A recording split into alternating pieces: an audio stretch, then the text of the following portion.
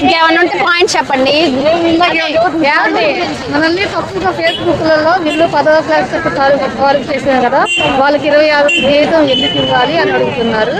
అదొకటి. మనం ఫేస్బుక్ లో ఎలా పడతారు అంటే కామెంట్స్ ఇస్తున్నారు. కామెంట్స్ ఎందుకు ఇస్తున్నారు?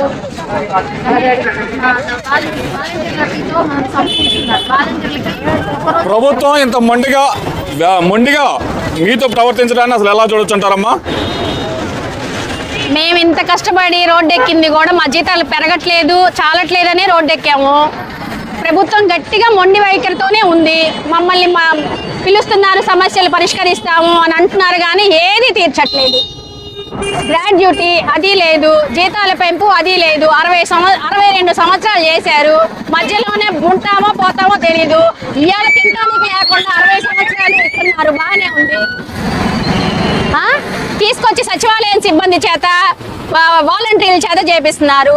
వాళ్ళు 50 ఇళ్ళకే ముడిగి చేస్తున్నారు. సరే చేయనియండి, వాళ్ళని ఏమంటలేదు, సచివాలయం సిబ్బందిని కూడా మేమేమనట్లేదు. కానీ మా కష్టాన్ని గుర్తించమంటున్నాం. 2000 జనాభాకి 1000 జనాభాకి మేము చేస్తుంటే మా కష్టాన్ని గుర్తించకుండా చిన్నపిల్లలకి, గర్భిణీ బాలింతలకు 0 నుంచి 6 సంవత్సరాల బిడ్డకు వచ్చేదాకా వాళ్ళని పోషణ మేము చేస్తున్నాం.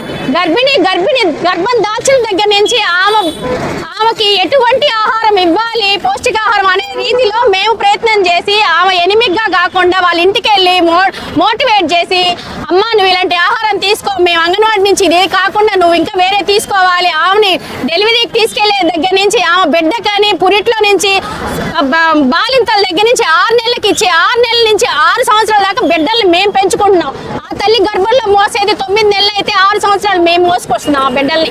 మా ఏరియా పిల్లలందరినీ మేము మోస్తున్నాం. మా పిల్లలు అంటారు, నిన్న మా ఏరియాల పిల్లలు తల్లిలా చెప్తున్నారు, మా అమ్మ తర్వాత అమ్మ ఆ టీచర్ వస్తేనే మేము పంపిస్తామని చాలా చెప్పారు. వాళ్ళ మాటలకి మాకే కళ్ళల్లో నీళ్ళు వచ్చినాయి. ఎవరు వచ్చినా మేము పంపించం. ఎందుకు పంపిస్తాం? నువ్వు స్థానికంగా ఉన్నావా? లేవు. స్థానికంగా ఉండేవారు నేను, అక్కడ నిలబడి చేసేది నేను. నా మొహం చూసి బిడ్డను పంపిస్తున్నాను. నువ్వెవరు? ఎక్కడ సచివాలయం ఎక్కడ?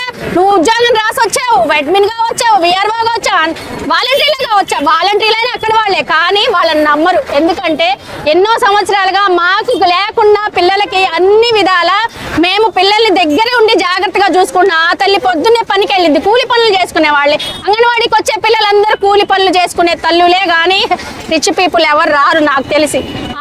వాళ్ళు పొద్దున్నే వెళ్ళిపోతారు. బిడ్డ నా దగ్గర వచ్చి, అక్క పాపను చూసుకో, ఇవాళ ఏం తినలేదంటే నేను పెడతాలేమ్మా, గుడ్డు పాలు అన్ని పెడతాలే ఉండు అని ఆ పిల్లల్ని నిద్రపుచ్చడం, ఆ పిల్లకి బాత్రూమ్ వస్తే బాత్రూమ్ ఆయా చేయడం, ఇవన్నీ మేము చేస్తుంటే కళ్ళు కాని రావట్లేదా? ఒక తల్లిలాగా మేము చేస్తున్నాం. వాళ్ళకి నడక లేదు, నడక రాదు, మాట్లాడటం రాదు, మాట్లాడలేని స్థితిలో కూడా మాటలు నేర్పి పంపిస్తున్నాం. మోగ పిల్లడు వచ్చారు ఒకప్పుడు నా దగ్గరికి, వాడికి అసలు మాటలేరు. అట్లాంటి వాడికి 5 సంవత్సరాల్లో మాటలు తెప్పించి, పిల్లల్లో ఉంటే మాట్లాడే శక్తి వచ్చి దాన్ని మాట్లాడించి అన్నీ మేం చేస్తుంటే ఒక అమ్మలాగా నీకు గుర్తు రావట్లేదు అమ్మ తనమేందో? నిన్ను కలేదు ఒక అమ్మ? ఎందుకు మా కష్టాలు నీకు గుర్తురావు? ఒక్కొక్కళ్ళు డిగ్రీలు చదివిన వాళ్ళు ఇక్కడికొచ్చి ఉద్యోగాలు చేస్తున్నా, మాకు వేరే ఉద్యోగాలు లేకనుకుంటున్నావా? ఎన్ని ఉద్యోగాలు ఉన్నా ఈ ప్రేమ పోగొట్టుకోకూడదని స్థానికంగా ఉన్న ఉద్యోగాన్ని నిలుపుకోవాలి. మేము ఉద్యోగాలు చేస్తుంటే ఒక్కొక్కరు హేళన చేస్తారు. ఫేస్బుక్లో, ట్విట్టర్లో ఏదేదో పెడతారు. అంగన్వాడీ వాళ్ళకి 10,000 చాలవా? నువ్వు ఒక్క రోజు వచ్చి అంగన్వాడీలో ఉద్యోగం చేయి, నీకు తెలిసిద్ది. సరిపోతాయా సరిపోవని నీకు తెలిసిద్ది. ఆ బిడ్డను 5 నిమిషాలు ఇప్పుడు వచ్చిన సిబ్బందిని చూడమని మీకు తెలిసిద్ది. ఆ బాధ మేము పడే బాధ మీకు తెలిసిద్ది. వాళ్ళతో చేసుకున్నా ఏం చేసినా మేము చేస్తున్నాం, తల్లిలాగా మేము చేస్తున్నాం. తల్లి పడే బాధ నీకు తెలీదా? ఒక తల్లి బాధపడితే ఎంత క్షోభం అనిపిస్తావు, తల్లి శాపం పెడితే అంత క్షోభం నువ్వు అనుభవిస్తావు. మేమేం అడగట్లేదు, మాకేమొద్దు, మాకు పనికి తగ్గ వేతనం ఏమంటున్నాం. మాకేమో 5 లక్షల రూపాయలు, కోట్లు మేము ఆస్తులు ఏం కూడగట్టుకొని మా బిడ్డలు గీయడానికి మాకు అసలు వద్దే వద్దు. మేము కష్టపడి సంపాదించుకున్న డబ్బులు మాకు చాలు, మాకు ఆస్తులు వద్దు, ఏమొద్దు. మేము ఎంత పని చేస్తున్నా ఆ పనికి తగ్గ వేతనమే ఇవ్వండి చాలు.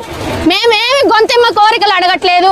మేము ఈ జనరేషన్లో ఇప్పుడు మేము ఏదన్నా మా బిడ్డలకు కొనుక్కొని మా దగ్గరకు వచ్చే పిల్లలకు కొనిపెట్టాలంటే ఎంత కావాలో? ఇప్పుడు ఉన్న సరుకుల ధరలు మీకు తెలుసుగా అండి. ఒక కూరగాయలు కొనాలంటే కేజీ 40 రూపాయలు. అంతంత రేట్లు పెట్టి కూడా 6 నెలలు 7 నెలలు సెంటర్ అద్దెలు కట్టుకుంటూ, గ్యాస్ బిల్లు లేకపోయినా గ్యాసులు కట్టుకుంటూ, కూరగాయలు తెచ్చుకోండి. గవర్నమెంట్ పప్పు ఇచ్చింది, ఆయిల్ ఇచ్చింది, అందులో చింతపండు ఎవరిస్తున్నారు, పసుపు ఎవరిస్తున్నారు, తాలింపు గింజలు ఎవరిస్తున్నారు, మిగతా కూరగాయలు ఎవరిస్తున్నారు? అన్ని నేను తెచ్చి ఆ పప్పుతోనే వండిద్దా ఆయమ్మ? పిల్లలు తినగలుగుతారా నువ్వు ఇచ్చేది? అందులోకి ఎన్ని ఐటమ్స్ ఇస్తే ఆ పప్పు చేకూరిద్ది? అది అంత మంచి ఆహారం మేము పెడుతుంటే మా మీద ఇట్లా ఎదురు తిరిగి నువ్వు సమాధానం చెప్పడం ఏంటి? మమ్మల్ని పిలవాలి, చర్చలకు కూర్చోబెట్టాలి, మాట్లాడాలి. ఇది కాదమ్మా ఇది అని మాట్లాడకుండా అసలు లేవంటే ఎట్లా కుదిరింది? మేమైతే అసలు ఒప్పుకునే ప్రసక్తే లేదు. మా కనీస వేతనం 26,000 చేస్తేనే ఇక్కడి నుంచి కదులుతాం. ఈ ఉద్యమం అనేది, ఈ ధర్నా అనేది ముగిచ్చే ప్రసక్తే లేదు.